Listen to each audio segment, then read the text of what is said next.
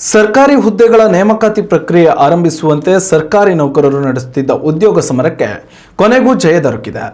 CM Siddaramaiah ನೇತೃತ್ವದಲ್ಲಿ ನಡೆದ ಸಂಪುಟ ಸಭೆಯಲ್ಲಿ ಬರೋಬ್ಬರಿ 56,432 ಹುದ್ದೆಗಳ ನೇಮಕಾತಿಗೆ ಗ್ರೀನ್ ಸಿಗ್ನಲ್ ನೀಡಲಾಗಿದೆ. ಸಚಿವ ಸಂಪುಟ ಸಭೆ ಬಳಿಕ ಮಾಧ್ಯಮಗಳನ್ನು ಉದ್ದೇಶಿಸಿ ಮಾತನಾಡಿದ ಸಚಿವ ಎಚ್.ಕೆ. ಪಾಟೀಲ್, ನೇಮಕಾತಿ ಪ್ರಕ್ರಿಯೆ ಆರಂಭಿಸುವಂತೆ ತಕ್ಷಣ ಅನುಮೋದನೆ ನೀಡಿದೆ. ಮುಂದಿನ 30 ದಿನಗಳ ಒಳಗಾಗಿಯೇ ಈ ಎಲ್ಲ ಹುದ್ದೆಗಳ ನೇಮಕಾತಿ ಪ್ರಕ್ರಿಯೆ ನಡೆಯಲಿದೆ. ಪರಿಶಿಷ್ಟ ಜಾತಿ ಒಳ ಮೀಸಲಾತಿ ವಿಚಾರ ಹೈಕೋರ್ಟ್ನಲ್ಲಿದ್ದು, ಸದ್ಯ ಎಸ್ಸಿ 15% ಮೀಸಲಾತಿ ಅನ್ವಯ ನೇಮಕಾತಿ ನಡೆಯಲಿದೆ ಎಂದು ಹೇಳಿದರು. ಕಳೆದ ಕೆಲವು ತಿಂಗಳುಗಳಿಂದ ಧಾರವಾಡ ಸೇರಿದಂತೆ ವಿವಿಧ ಜಿಲ್ಲೆಗಳಲ್ಲಿ ನೇಮಕಾತಿ ಪ್ರಕ್ರಿಯೆ ಸ್ಥಗಿತಗೊಳಿಸಿದ್ದ ರಾಜ್ಯ ಸರ್ಕಾರದ ಕ್ರಮ ಖಂಡಿಸಿ ಬೀದಿಗಿಳಿದು ವಿದ್ಯಾರ್ಥಿಗಳು ಹಾಗೂ ಉದ್ಯೋಗಾಕಾಂಕ್ಷಿಗಳು ಹೋರಾಟ ನಡೆಸಿದರು.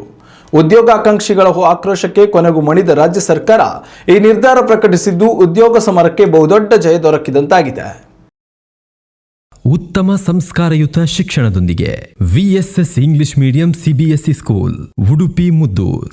ನರ್ಸರಿಯಿಂದ 10ನೇ ತರಗತಿವರೆಗೆ ಶಿಕ್ಷಣದ ಜೊತೆಗೆ 5ರಿಂದ 10ನೇ ತರಗತಿವರೆಗಿನ ವಿದ್ಯಾರ್ಥಿನಿಯರಿಗೆ ಉತ್ತಮ ಹಾಸ್ಟೆಲ್ ಸೌಲಭ್ಯವೂ ಇದೆ.